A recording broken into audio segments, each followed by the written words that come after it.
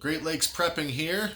Still in the COVID-19 isolation, quarantine, whatever. And just wanted to make a real quick video. Looking through the fridge, wondering what I'm going to have for dinner. And, I've got some leftovers. And I've got just the perfect ingredients to throw together a really quick and tasty chicken fried rice. So that's what this video is going to be about.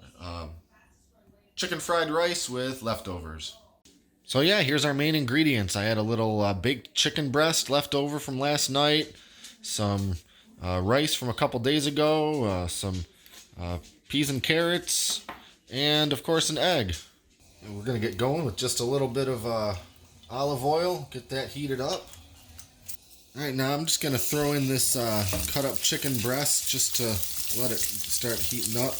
Now if this was raw chicken, I would completely cook it in the oil before adding anything else, but since this is already cooked, all we really got to do is heat it up. So I'm going to go ahead and add my rice pretty much right away. Now, if you're making fried rice, it's best to use day-old rice or more, rice that you've already made and put in the refrigerator. I don't know exactly why that's the best, but I've always heard it's the best, and I get the best results from doing it. I'm just going to kind of eyeball how much I want to throw in here. I like a nice big bowl of fried rice.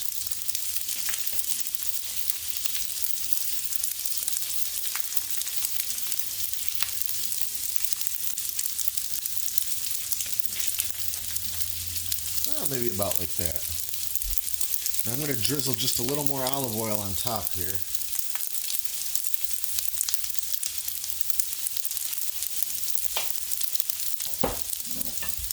And then start stirring.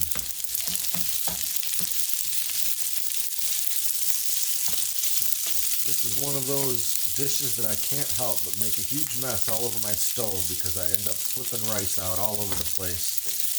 I used to have a real nice wok, but it had to get retired and I haven't replaced it yet. This skillet will do just fine. Just want to make sure all that oil is all mixed in here.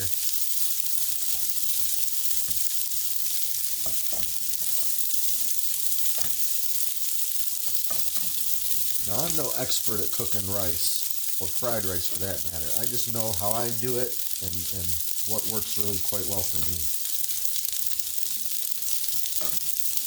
I know I could be using fish sauce or oyster sauce or sesame oil or all sorts of stuff, but this is what I have on hand, so that's how I do it. Now I'm just going to add the littlest splash of this stir-fry sauce, just enough to get it a little bit wet, but I don't want to overload it because I'm not trying to make a stir-fry here. Just enough to give the rice a little color, which is good because it seems that I'm just about out of this stuff anyway. Yeah, that's about all I want.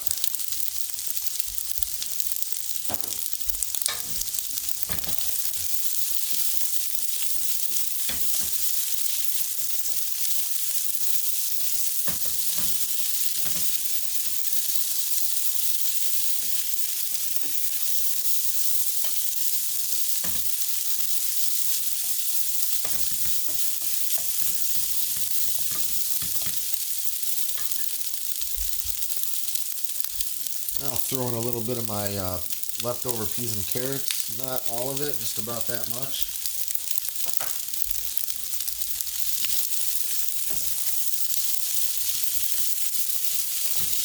Fresh peas and carrots, even frozen, would probably be better, but I happen to have some canned that was left over from last night, and that's going to work just fine. After all, we're in the middle of an apocalypse here.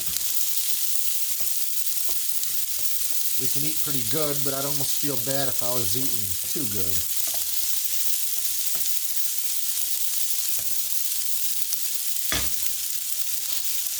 Now, if I had some fresh garlic, I'd use that, but I don't. So I'm going to just put the littlest pinch of garlic powder in there.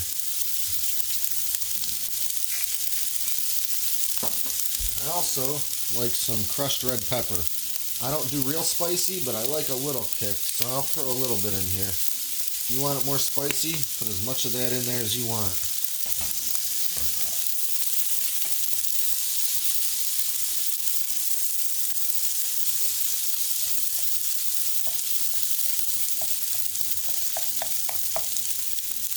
A good fried rice dish isn't complete without an egg scrambled up in there. So I just make a little space in the middle, toss that in there, and get to scrambling.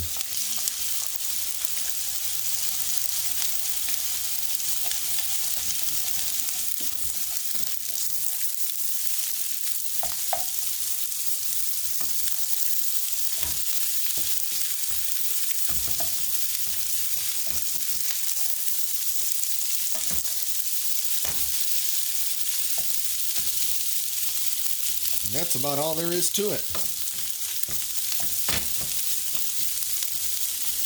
Don't want the rice to start burning. Don't even want it to start getting brown and crispy on the bottom.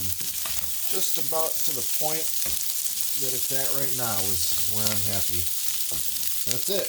Turn the heat off. So that's it.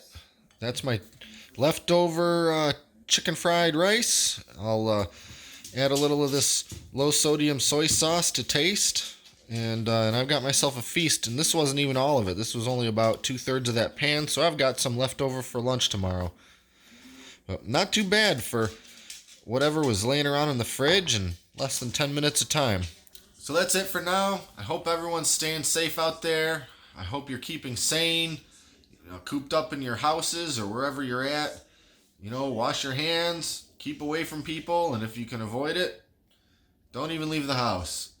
Wait for this whole thing to blow over, and if you're as prepared as I am, that won't be a problem. Till next time, this is Great Lakes Prepping.